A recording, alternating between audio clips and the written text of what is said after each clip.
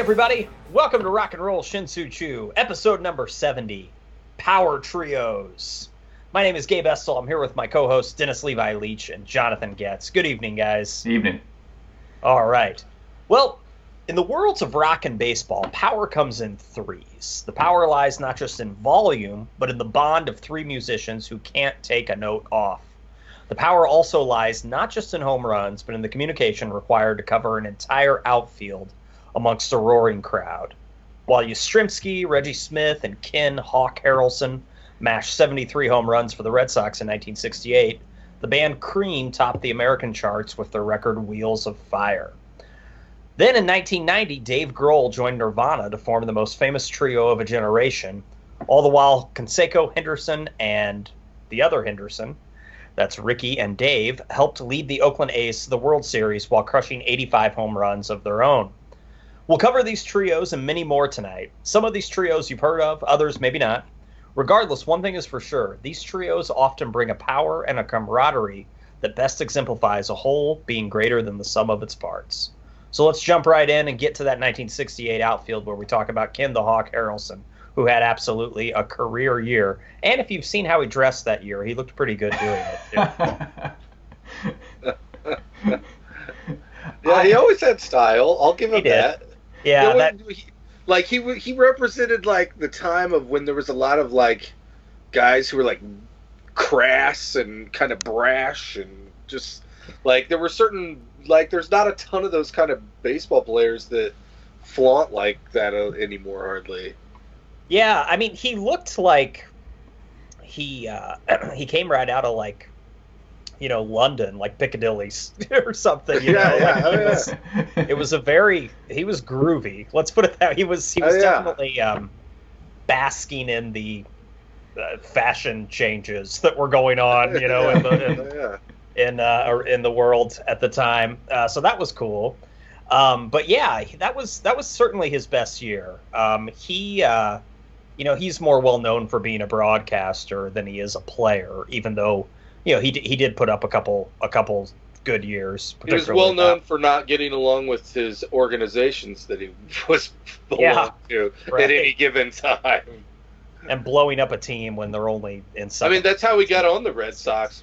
I'm pretty sure he said something and got himself kicked off the other team. Right. Oh, right. Really? I don't know. He started out in Kansas City, but when the Kansas City were the A's. Yeah. And then I'm pretty sure the Senators. And then, those... Go ahead, I'm sorry. I was going to say, it was maybe the Senators that he got kicked off of. One of the teams. He questioned the management, and it was like, oh, you're canned, basically. And then he was going to retire. Yeah. And then the Red Sox, gave him a pretty lucrative deal. I guess at the time. At the time, yeah. I mean, those couple of years in Boston were his best years, obviously, or 3 years in Boston. It looks like, yeah. Or well, he got traded in the middle of his third year. Short career for Hawk. He came in the league at 21, and he retired before he was 30.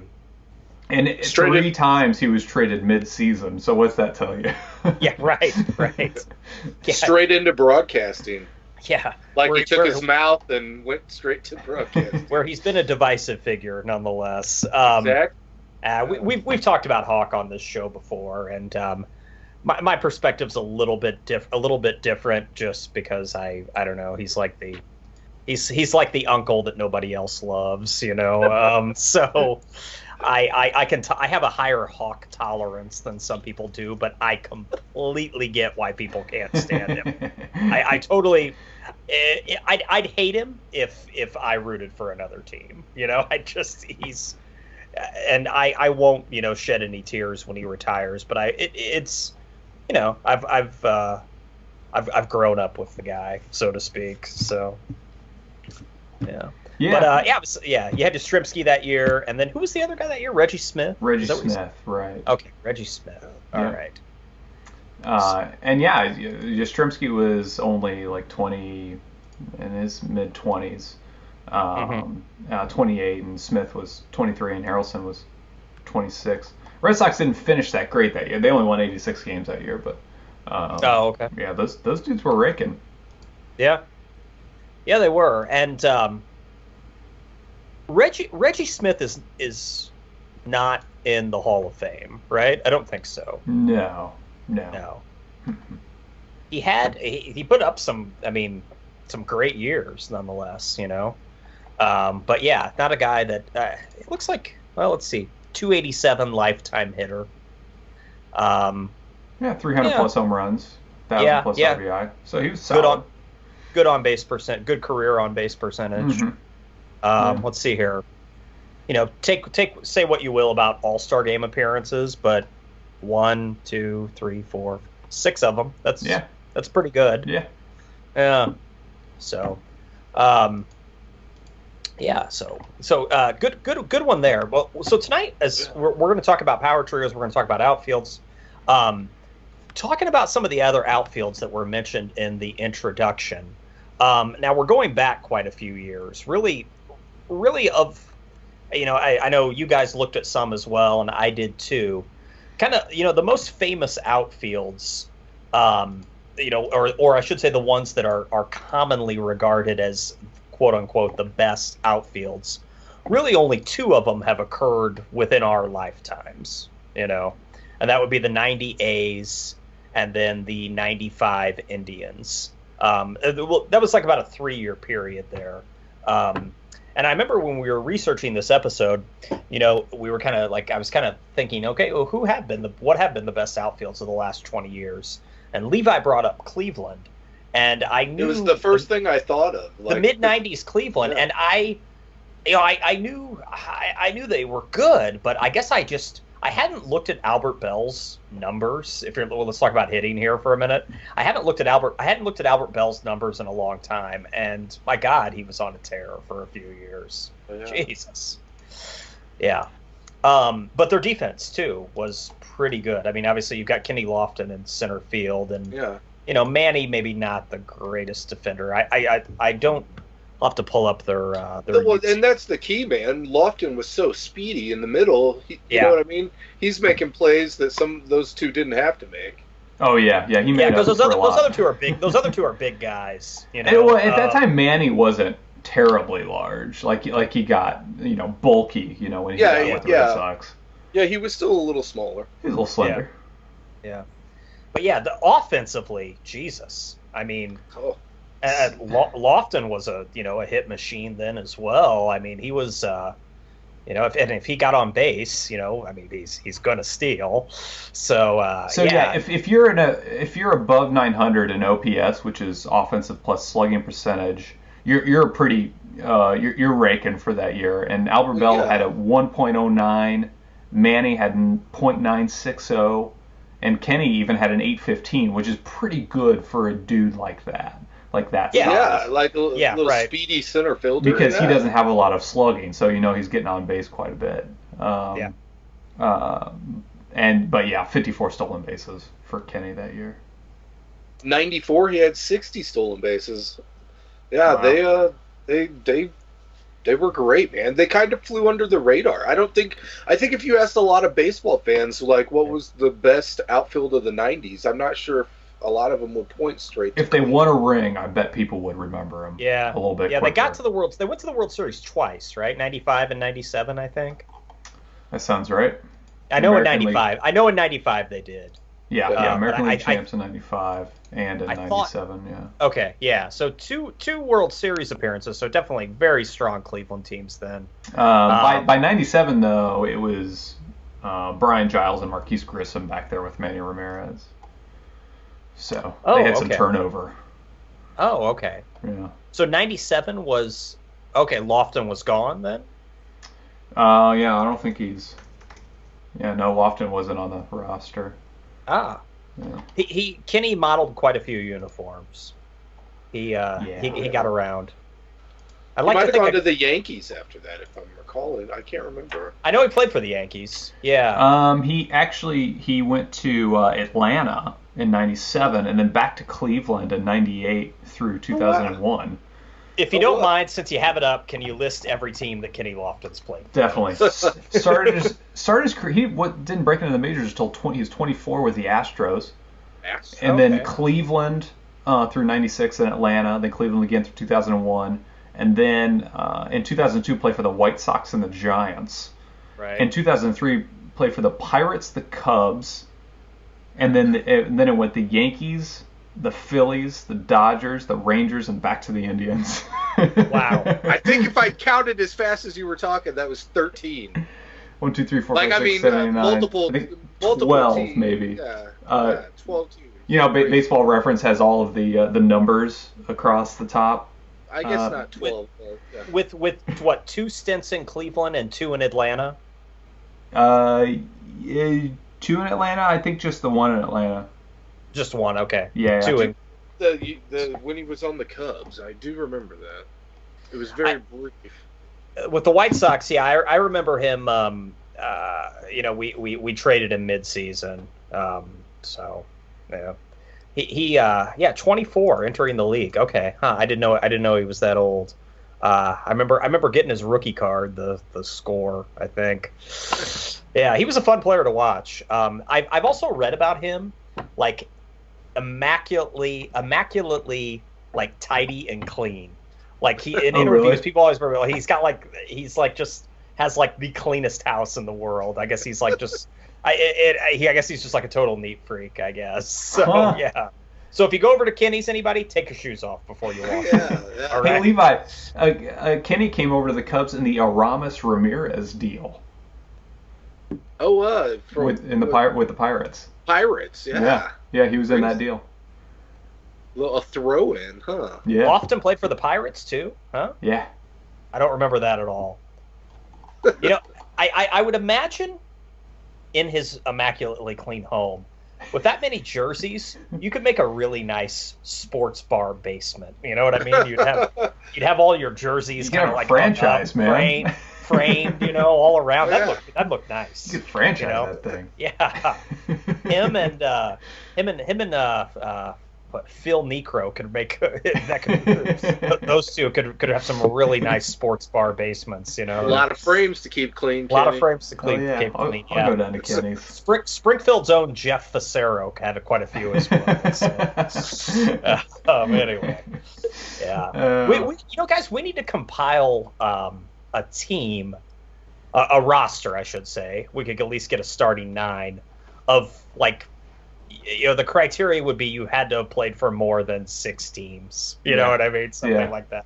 Yeah. I'd be curious to see how that list shook out. So. Yeah. The jam-packed closet roster. Right. Yeah. So Levi, good call on Cleveland. I wasn't gonna mention them. Then I look at it, it's kind of a no-brainer what the best outfield in the '90s was. Yeah, and really the fact that they didn't win a championship shouldn't matter, because when I was researching most of these outfield teams trios didn't win championships. Right. 1990, that Oakland team lost because they won the year before. Yeah. 3 consecutive World Series appearances for the A's, 88, 89, 90. But only 1 title in '89, and then I think the Reds swept them in '90. Damn you, Jose Rio! Yeah, but yeah, that was a fun outfield. That was 1990. I think all 3 of us were probably following. We still do, but really into baseball cards at that time a lot, and that was the cream of the crop. You know what I mean? Like as a fan of another team, I was envious of that outfield. I was like, wow, man. Yeah, so Dave Henderson in center, Ricky in left, and Canseco in right. Let me open it here. Dave would have been he would have been a veteran player at that. He would have been pretty old. He was 31. Ricky and Dave were both 31. Okay, younger than I thought. They were both 31. Mm-hmm. Okay, that's younger than I thought. All right. In 1990, that is. 1990. Yeah. Okay. Yeah. Yeah. So Dave, Ricky's line was 28, only 61 RBI, but 65 stolen bases, a 1.016 OPS. Dave Henderson hit 20 and knocked in 63, But then Canseco, 37, 101, and a 914 OPS. Wow. Yeah, because Ricky got the MVP, right? Oh, did he that year? That year. He did, yeah. He did. Rightfully so, too, looking at these numbers. Canseco only 25, which I thought he would have been older than that by then, but kind of even more impressive, that 40-40 season, he was only 23 when that happened, and he would have come into the league at like 21. Yeah. So good stuff. Yeah. Those A's teams were really, really tough. And now these older teams, when I say, older, we're talking, basically pre-Boston Red Sox from 68 even. I look at this San Francisco Giants team from 63, and that certainly wins in terms of name recognition, probably. Got Willie McCovey, Willie Mays, and Felipe Alou, which is this the one that I think most people probably regard as the best, right? Oh, I think there's a debate, but I think a lot of people do still. Yeah, I would say a lot of people like my father's generation would probably point to the either this or we'll talk in a minute a little bit about the 61 Yankees, maybe. It would be hard to argue with any argue for any outfield. I mean, you got McCovey and Mays in your outfield. Nuts. And then the 61 Yankees, actually that's probably the biggest. Well, you've got Mantle, Maris, and then Yogi Berra. Now, I have to admit, I did not know that Yogi Berra played much outfield. I guess he did that year. Yeah, so I'm looking at his stats right now, and in, obviously he was mostly a catcher. And then in about 1960, when he turned 35, he started getting in the outfield more.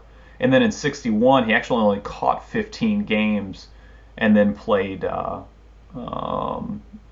majority of his games in the outfield. Yeah. Interesting. Okay. Yeah, so, and obviously 61 being the big year for the Mantle-Maris race to 61 home runs.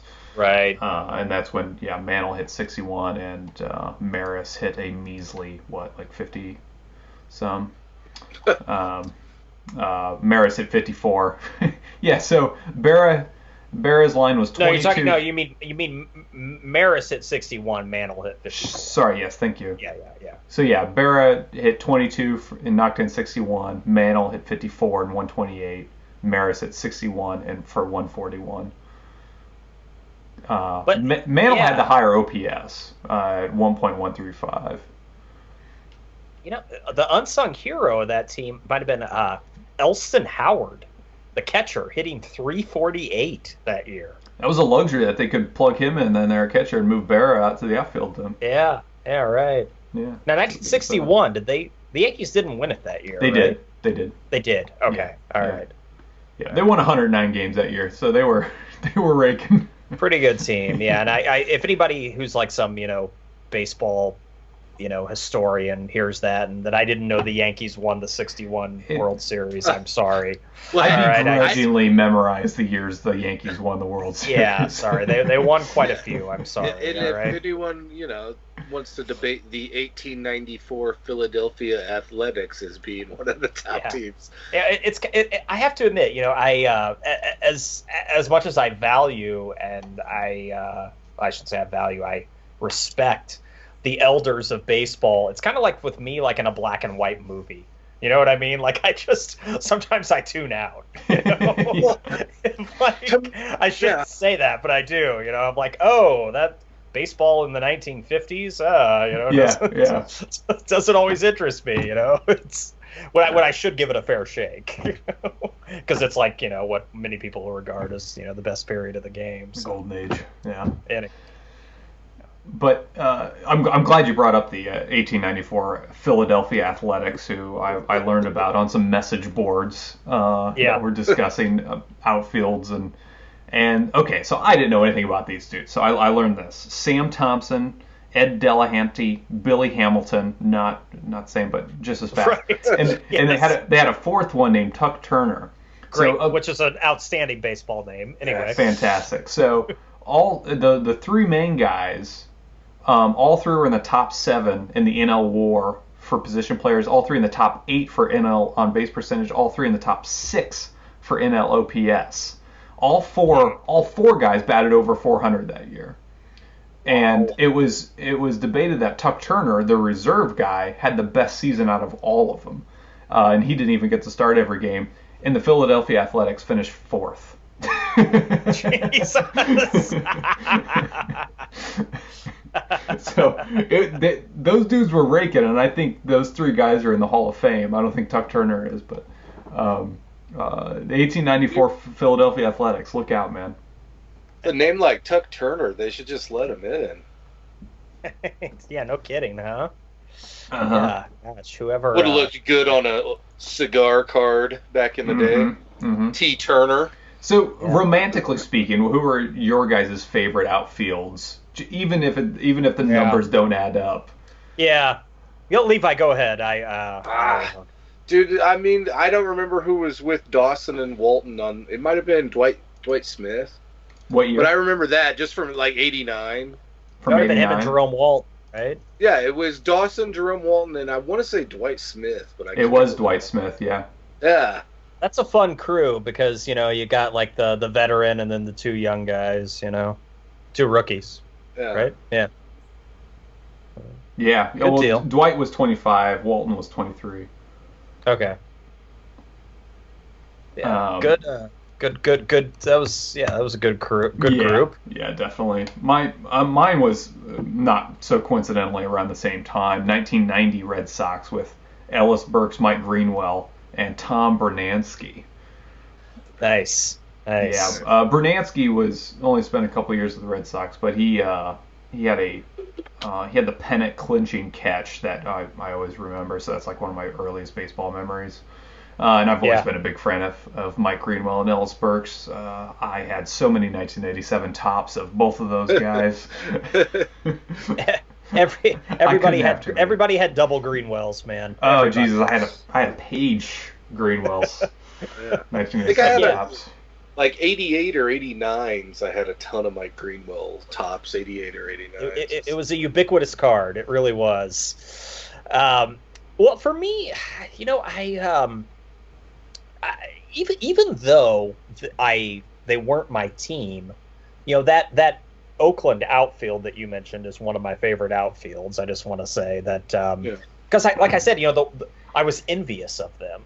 The White Sox, up until 1990 when Ventura and Thomas came around, the White Sox weren't very good right when I started getting into baseball, which would have been after the 1983 season and before the 1990 season. So I started following baseball really closely as a kid, like around 85, 86, and probably about 86. And so I was envious of that Oakland team. But that said, fast forward 20 years. The 2005 White Sox, obviously a sentimental choice. There certainly have been better outfields, but that outfield was in right field you had Jermaine Dye, in center you had Aaron Rowand, and then in left field you had Scott Podsednik. So it was I was looking at the numbers, and the numbers are a little skewed or the average would be skewed, because you had stellar defense with Rowand. His UZR is 17.4. And then you've got Dye with a negative 4.6. Ouch. So it's like... And for those not familiar, and I'm only barely familiar, I'm sorry. A UZR rating of 15 or greater is considered Gold Glove worthy. Yeah. So Aaron Rowand, awesome defender, and he's Dye was a negative what? Negative 4.6. Wow. Well, he had a strong arm though. They factor that in to the. He couldn't cover much ground. He was a bigger guy. He did have a strong arm, but that didn't translate well, at least statistically. If they hit it over your head, it doesn't matter how. Now that said, Jermaine Dye was a pretty good hitter. Actually, a couple of years there where he like a couple of years there, like sure. MVP type numbers. Granted, I mean, not throughout his whole career, and unfortunately, he never got signed after 2009 and just kind of sort of left the game kind of quietly. But he was 31 in 2005. First year with the White Sox after coming over from Oakland and then starting out with the Royals. Yeah. And then before the Royals, he was on the Braves for a little while too. That's where he started. Yeah, he was on the Braves World Series team, I think. And then Rowan at 27, so in his prime. And then Podsednik at 29. So it was Dye, obviously a defensive liability, but he had the power hitting. And actually, look at Dye's numbers from the next year, 2006. The outfield would have changed. We didn't have Rowan. We had Brian Anderson. Yeah, exactly. You're a big prospect. I remember you being high on Brian Anderson, man. I was, because I mean he was raking in the minors, and we traded Rowan for Tomey, and they just they anointed him the center fielder of the future, without really giving him very many at bats. He was on the 2005 roster, but he didn't play that much. It was just kind of a bad experiment, but everybody was still drunk off the World Series that nobody cared. Yeah. But anyway, I still would take this outfield any day, minus even given Dye's liability because he can make up for, or his defense because he can make up for it at the plate, and then you had Rowan, stellar defense, and then Podsednik, great speed. For a while there, Podsednik was, he stole as many as 70 one year in Milwaukee. Yeah. And when he's with the White Sox, he was usually, you were almost guaranteed over 40. So yeah, a great defense with Rowan, great speed with Podsednik, and a really good power hitter in Dye. So I'll take that outfield.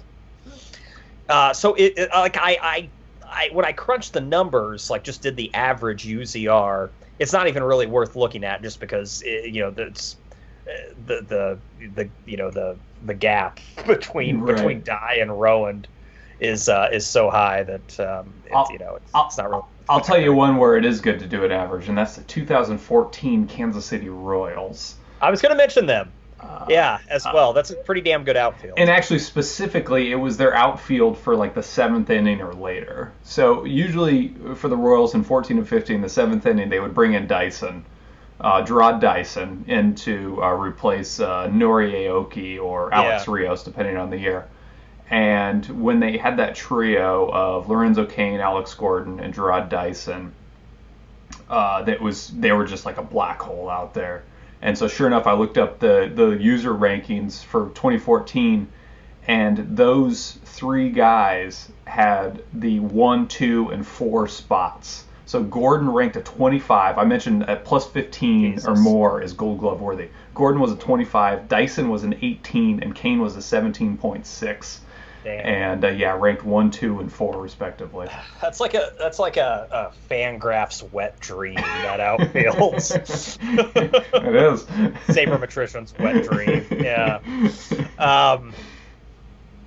That's a really, really good outfield. You still got 2 of those guys there. Or you still have Dyson too, right? Yeah, they're all there. Yeah. Yeah. Maybe not for long, but yeah. Yeah. Yeah, no, Gordon's stellar, man. He's one of the best in the league. A couple others guys that of fairly recent years that were pretty good. Actually, Levi, the 2012 Braves, Jason Hayward was on the Braves then. And then they had Martin Prado and Michael Bourne. Really, really good numbers if you look at theirs. Not quite 2014 Royals outfield, but one of the better ones in recent years. And then also, interestingly enough, the 2001 Cardinals, Pujols played more outfield than first base that year because they still had McGuire. Oh. So Pujols was playing outfield. I can't even picture him playing outfield. I know. It's weird. But their numbers were really good. Pujols, Edmonds, and J.D. Drew. Oh, yeah. Yeah. Edmonds, great center fielder. Yeah. one of the best of his era, definitely. Oh yeah. So yeah, interesting there. Yeah, I prior to reading, going on online and looking at the numbers, I'd totally forgotten that Pujols started out as an outfielder. Yeah. So there you go. We said something nice about the Cardinals. There, yeah. And the Yankees. And the Yankees, right. Jeez. Well, we have to mention the 1915 Detroit Tigers, right? Right, yeah. Or people are going to, sue us. Yeah. So, you know what I mean? Well, that's the Ty Cobb team. Statistically the best. Yeah. Statistically, yeah. You got Ty Cobb, what is it, Veach, right? Yeah, Bobby Veach. Yeah, and then there's one other guy. Who else? Crawford. Sam Crawford, yeah. Yeah, statistically speaking, that's in terms of hit, that's probably the best hitting outfield of all time, at least for 1 year. Maybe you could make an argument with Mantle and Maris. But across the board, each was ranked 1, 2, and 3 in total bases and RBIs. That's crazy. That's pretty impressive. Granted, fewer teams then. Yeah, few players, but still. Dead ball era, they combined for 10 home runs. Yeah, right. But dead ball era. Yep. Traveling in the lap of luxury in the silver steamliner locomotives. Right. Twirling their handlebar mustaches. Yes. Bare knuckle boxing after every game. Right? Yes.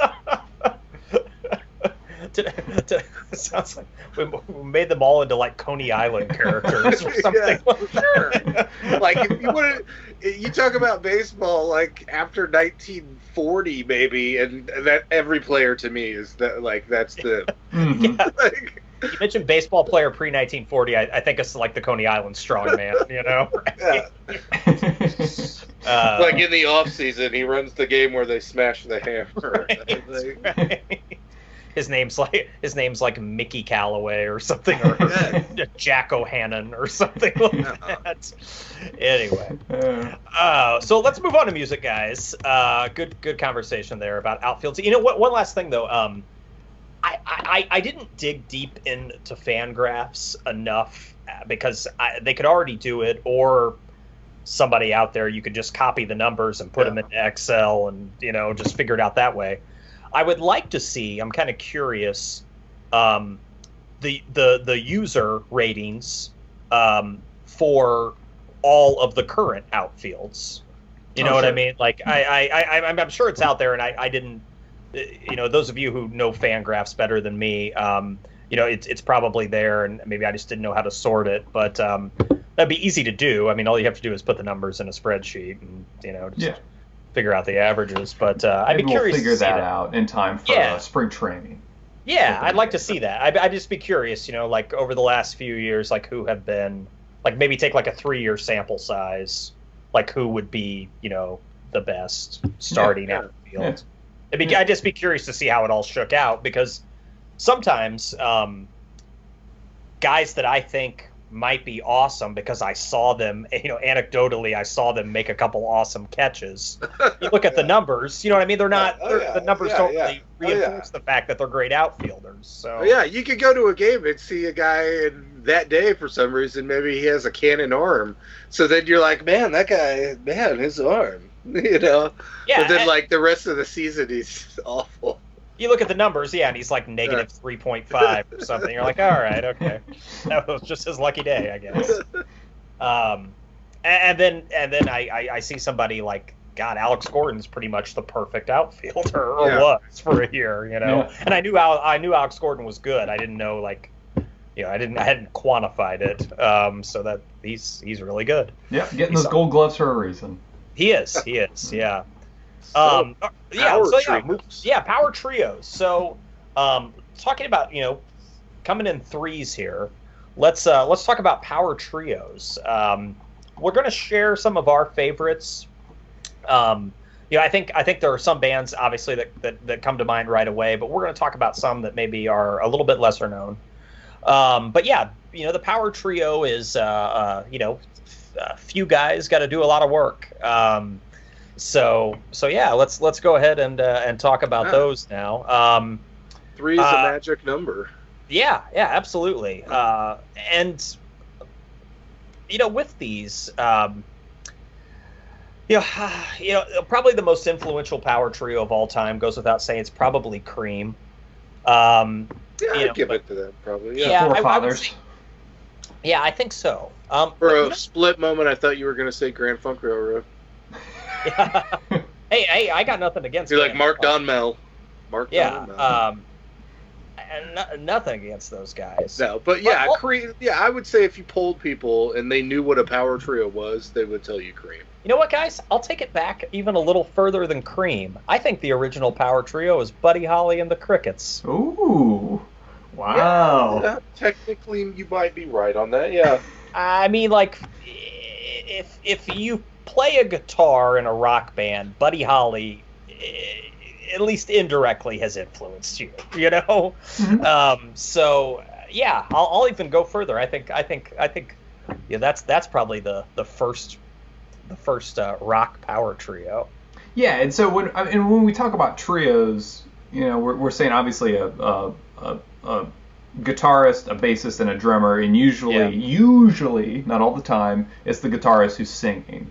And then when bands expanded into 4, they added a guitarist, or maybe a third guitarist, or maybe a keyboardist. And it really speaks a lot to, like you're saying, Gabe, the roots that Buddy Holly exhibited there, and how to break it down to its purest elements. Yeah, absolutely. So I guess they're probably the most influential, but of a lot of the bands that we listen to, I think would probably or the bands that we admire as well from previous generations would probably cite Cream, as one of their biggest influences, especially among trios. And we can't have this episode without mentioning Rush, who I think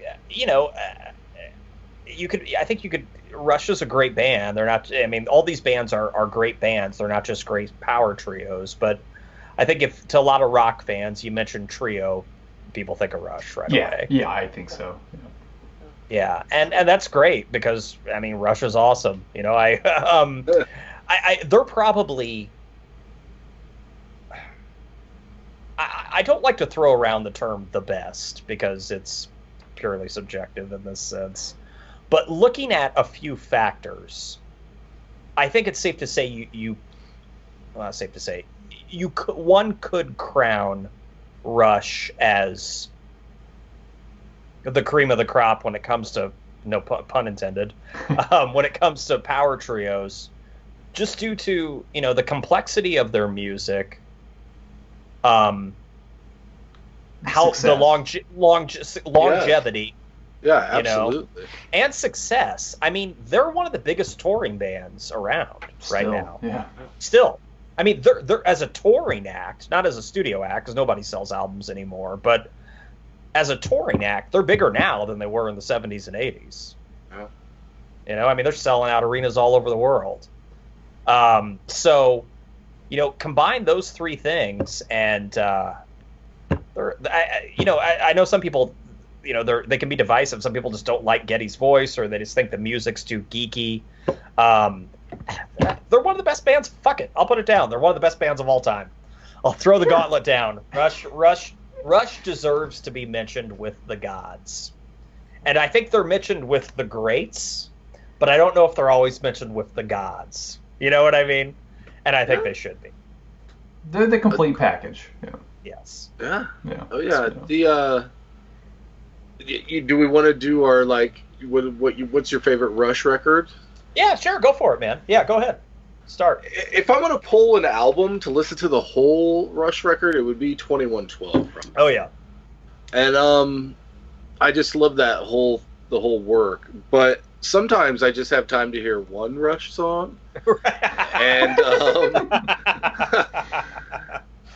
I always pull the self-titled, and I always crank Workin' Man as loud as my headphones can go. Yeah. Got the old drummer on that one. Yeah, it does. On the studio, yeah. Yeah. Okay. The guys, everybody forgets his name. Right, yeah, poor guy. Yeah. Yeah. Yeah, I like that first record a lot. That's their most Zeppelin-esque record. That one, and well, actually, the first Fly By Night is after the self-titled, right? Like right after, is it like it goes like I think self-titled, Fly By Night, and then Caress of Steel, right? Caress of Steel. So yeah, so those three are like very Zeppelin-sounding albums to me, at least. Yeah. And then when 2112 came around, after Fly By Night, I think that's kind of when Rush really found their identity, so to speak. Yeah, so good choice, Levi. 2112 is probably my favorite too. I've been trying to listen to a little bit more of Rush's catalog in the run up to this episode. And, not saying like I memorized Presto or anything like that, but Getz, I expect you to make a strong case for Power Windows. All right. Anyway, but God, we're sounding like geeks right now. Jesus. Speak for yourself. I really like Signals a lot from '82.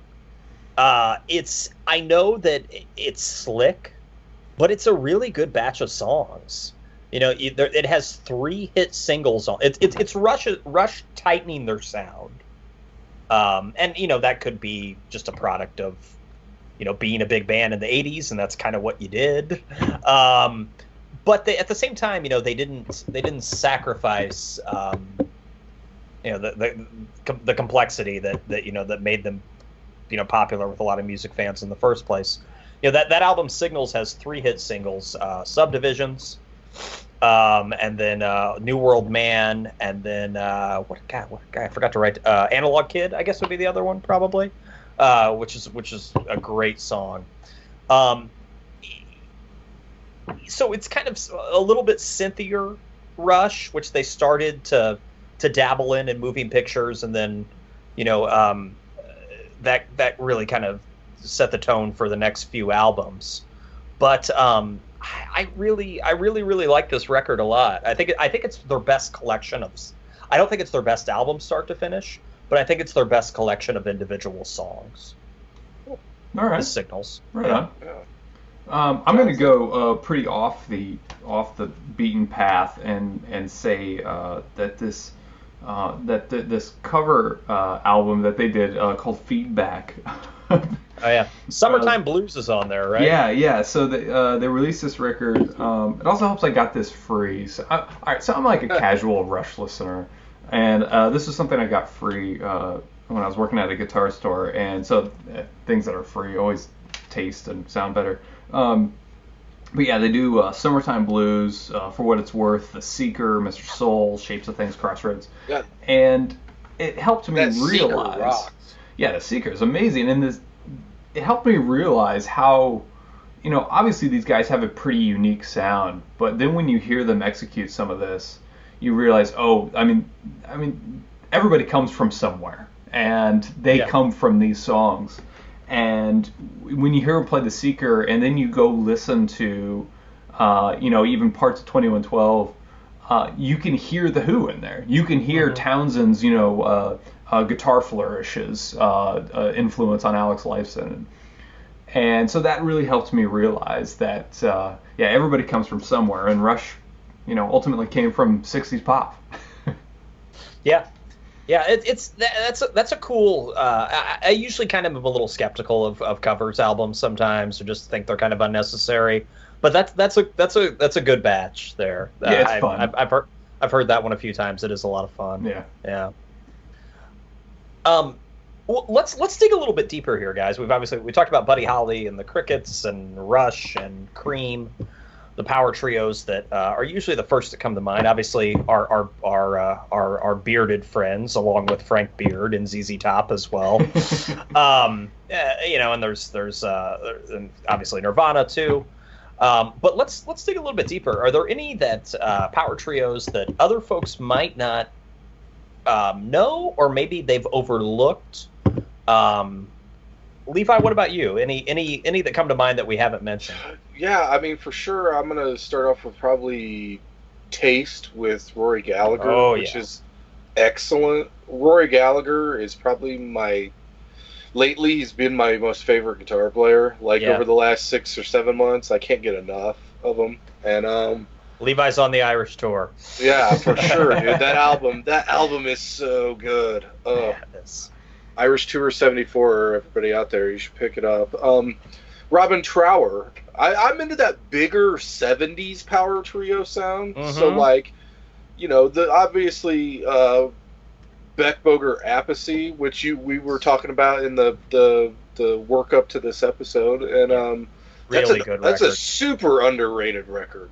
Really, really good record. Yeah. The song Lady on there just rocks, man. Yeah. I can't get enough of that. There was a kind of a quirky one that not a ton of people maybe have heard of is West, Bruce, and Lang, which was Leslie West and Corky Lang from Mountain. Teamed up with Jack Bruce. Yeah. That's from the 70s, right? Like early 70s? Yeah. Okay. Yeah. So, and then we always, I already mentioned Grand Funk Railroad. I had to show them some love. Yeah. But they went to a 4-piece after. They did, right? Yeah. After the 3rd or 4th record, I think it was, maybe. I can't remember. But it was just Mark, Don, and Mel for a while. Mm-hmm. Yeah. Good choices, man. Excellent. I got a shout out to the James Gang too, I guess. Joe Walsh. I could listen to the Bomber over and over. Yeah, absolutely. One of the ones that I they're not going to get mentioned along the gods that we mentioned earlier, or even some of the bands that Levi just mentioned from the 70s. They're not going to be mentioned in the same breath, and I'm not saying they deserve to be mentioned along those names, but I think they deserve more attention. And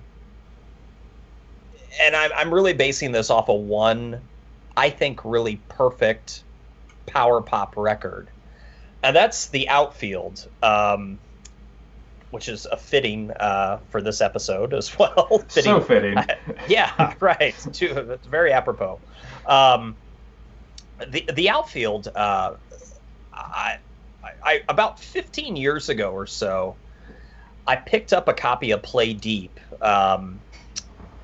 Used in a CD store. I was still living in Macomb at the time, and I found it for like $3 or $4, and I'd always loved the '80s painting on that that album, and I was like, let's I was kind of like, oh, Your Love, Your Love is thought of as a quintessential '80s rock song, it's it gets mentioned alongside things like Bananarama and Rock Me Amadeus, and and with all due respect to those songs, which are a lot of fun, I think the Outfield, Play Deep, deserves to be considered a great record, not just a great 80s record. Do you know what I mean?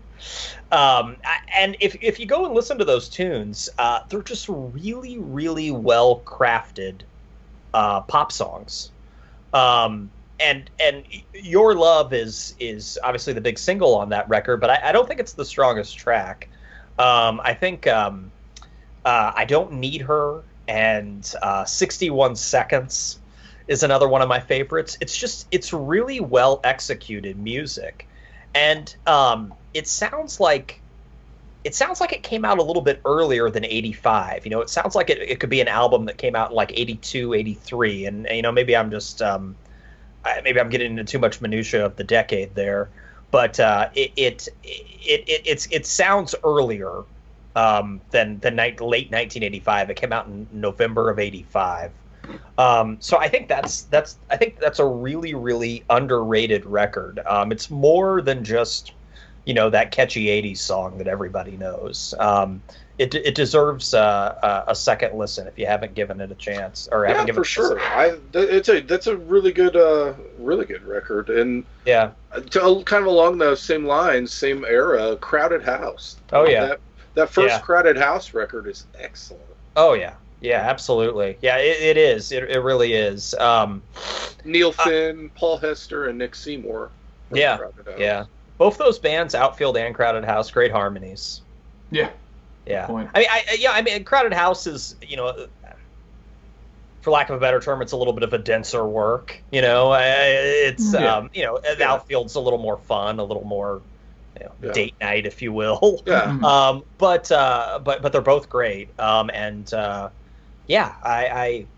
play deep. Give it a spin. I did the other day. Yeah. So this week I was spinning tons of trios.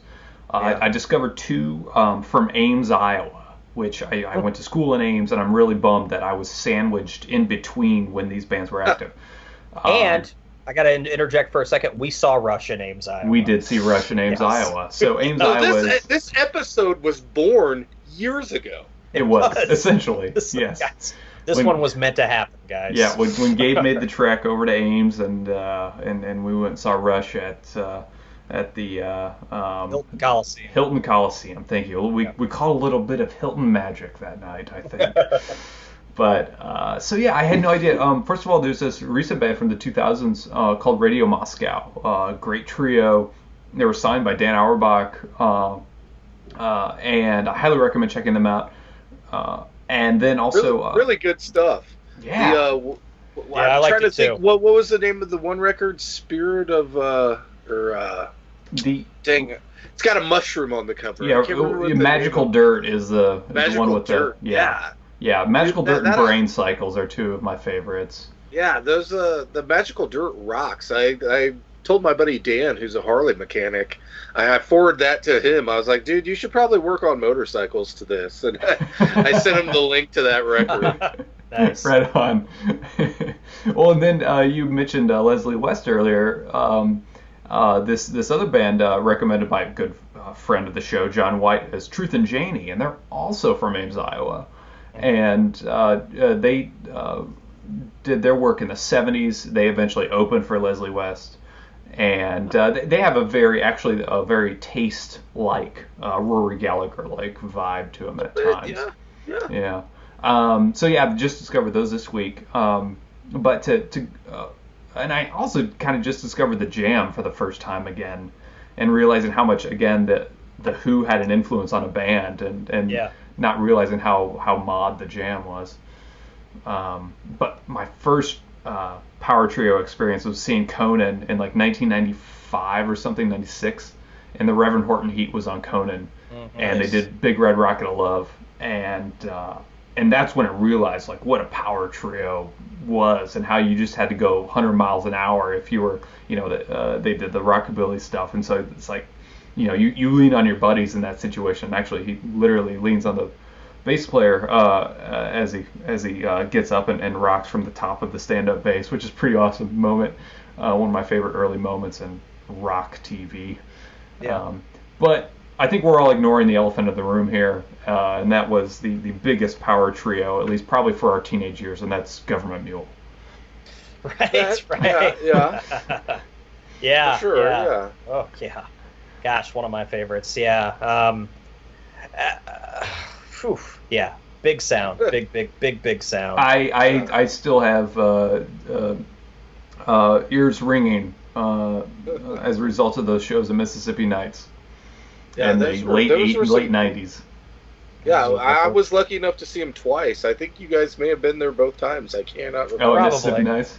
Yeah, they were both at Mississippi Nights, and they were unstoppable. And I can't remember if they were a three-piece that night or not, but was it Marat opened for them? They were still a three-piece. Alan Woody was still around. Yeah, dude. And so, dude, it was just like them and then the Mule, and it was just like, it was yeah, right, Marat, opened. Yeah. Dude, they blew our faces off. I had no idea who that band was. Yes. That record, it was like the perfect tour to see them too. Oh, who, Marat? I mean? We were like the only people that were listening to them as well. Yeah, I remember. Yeah, it was like the perfect tour to see that band. It was like they were playing for us that night. Oh yeah, like everybody else was just like getting drinks, chilling.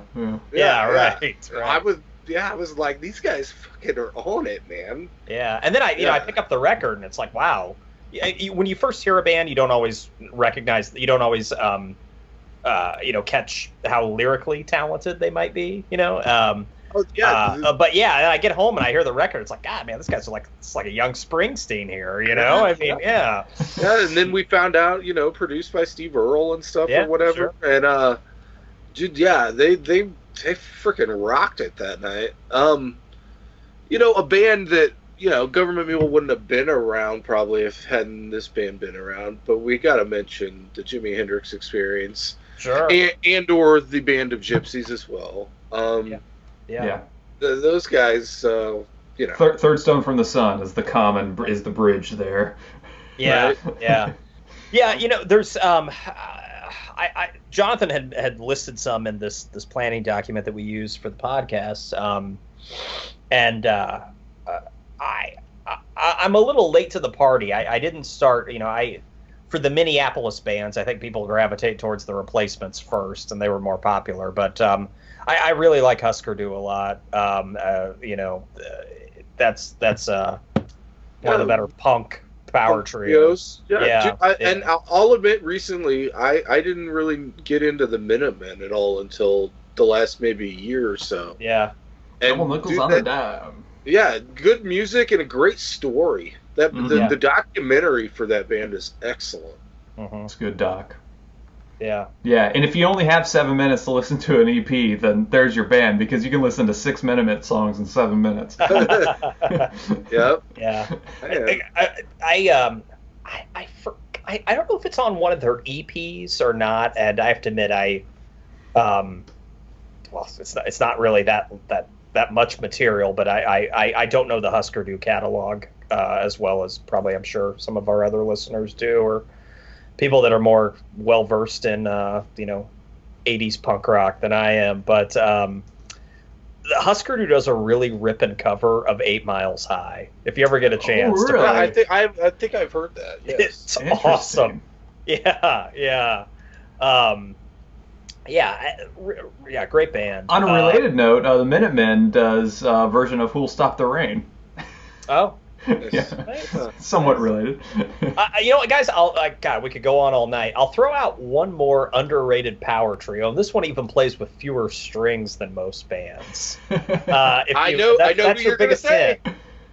I know who you're going to say. President of the United States of America. Husa. Husa. I mentioned the Outfield deserving a second look. Give them another look, too. Yeah, dude. Really? Yeah. Because I think they're just kind of written off. People are like, oh, that's that quirkier band that was big when the Gin Blossoms were, It's like, no, give them a fair shake, please. Dude, yeah. Right. Dude, even their hits are great songs, man. Oh, yeah. Kitty, man. I listen to Kitty all the time. Kitty? So I'll admit it. Like Lump? That's like 2.5 minutes of just, awesome. Yeah. Dude, and just the mood and the tone that Peaches sets. Yeah, absolutely. Like just that opening and how they did all that little behind the scenes with Presidents of the United States of America. Gabe mentioned they didn't have all their guitar strings on their guitars, and I can't remember what tuning they were tuned to, but it's really hard to try and recreate and cover their songs kind of because of that. Yeah. It was such a unique way that those songs were cooked up. They do kick out the jams on that album? I think they do that on one of those records. Yeah, it's on one of them, I think. Yeah. On the self-titled. The second one.